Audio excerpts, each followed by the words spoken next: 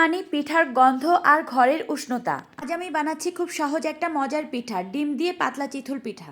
এই পিঠাটা শীতের সময় হাঁসের মাংস অথবা নারকেল ও গুড় দিয়ে খেতে দারুণ লাগে। প্রথমেই চুলায় প্যান বসিয়ে দিচ্ছি পানি ফুটন্ত গরম করার জন্য। তারপর বাটিতে নিয়ে নিচ্ছি চালের গুঁড়া। চালের গুঁড়াটা অবশ্যই আমি ছেঁকে নিচ্ছি।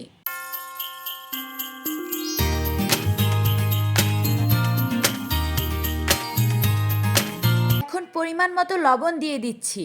প্রথমেই লবণ এবং চালের গুঁড়াটা ভালো করে মিশিয়ে নিচ্ছি। তারপর কিছুটা ঠান্ডা পানি অল্প অল্প করে মিশিয়ে মেখে নিলাম। চালের গুঁড়ার ব্যাটারটা একটু সফট হওয়া অবধি ঠান্ডা পানি মিশাবো। এতক্ষণে আমার গরম পানিটা ফুটন্ত হয়ে গেছে। এখন ব্যাটারে একটা ডিম দিয়ে দিব। যেহেতু আমি দুইজনের পরিমাণে পিঠা বানাবো তাই একটি ডিম দিচ্ছি। তোমরা তোমাদের প্রয়োজন অনুসারে ডিমটা মিশাবে। বেশি ডিম মিশালেও মজাটা অনেক বেশি হয়। তারপর ডিমটা ভালো করে ব্যাটারের সাথে মিশাবো। এখন ফুটন্ত গরম পানি অল্প অল্প করে মিশিয়ে পাতলা ডো করব।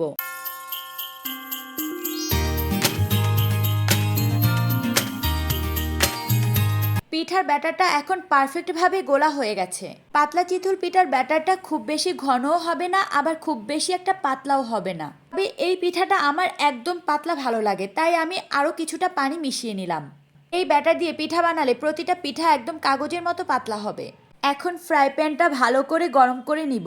এই পিঠাটা তোমরা চাইলে মাটির খোলায়ও বানাতে পারো। পিঠার ব্যাটারটা রেডি করে আমি 30 মিনিটের জন্য রেখে দিয়েছিলাম। কিছুক্ষণ রেস্টে রাখলে পিঠাটা খুব ভালো হয়। কিছু সময় রেখে দেওয়ার জন্য পিঠার ব্যাটারটা বসে গেছে, মানে একদম ঘন হয়ে গেছে। এ পর্যায়ে আমি আবারও কিছুটা গরম পানি অ্যাড করছি। তবে নর্মাল পানিও মিশানো যাবে।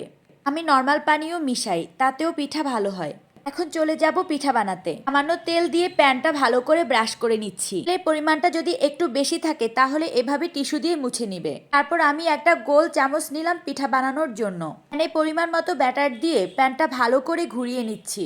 পিঠার ব্যাটারটা যখন দিব তখন চুলার আঁচ লোতে থাকবে। ব্যাটারটা দেওয়ার পর তারপর চুলার আঁচ মিডিয়াম করে দিব। তুমি যদি চুলার আঁচ হাই হিট অথবা মিডিয়াম আঁচে থাকে তাহলে ব্যাটারটা দেওয়ার সাথে সাথে লেগে যাবে। কড়াইটা ধরে এভাবে ঘোরানো যাবে না। তারপর 2 থেকে 3 সেকেন্ড লাগবে পিঠাটা হতে। এই পিঠাটা ক্রিস্পি করে বানিয়ে অনেকক্ষণ রেখে দিলে তারপর কিন্তু নরম হয়ে যায়। দুইভাবে খেতেই মজা। আর দেখেছো পিঠাটা কত পাতলা হয়েছে।